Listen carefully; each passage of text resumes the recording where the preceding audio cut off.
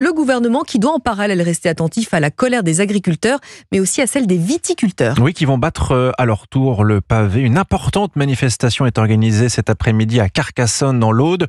De son côté, la préfecture estime que la manifestation peut entraîner des risques de troubles à l'ordre public. Alexis Bourdon, vous êtes le correspondant d'Europe 1 en Occitanie. Alors, quelles sont les raisons de la colère viticole ?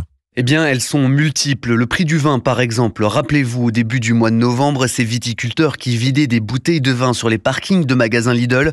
Selon les professionnels, des bouteilles sont affichées en rayon à moins de 2 €, alors que les enseignes les achètent à 80 centimes, mais que le coût de production revient à plus d'1 € aux viticulteurs. Les charges, elles, ne cessent d'augmenter et la qualité de la récolte ne va pas aider.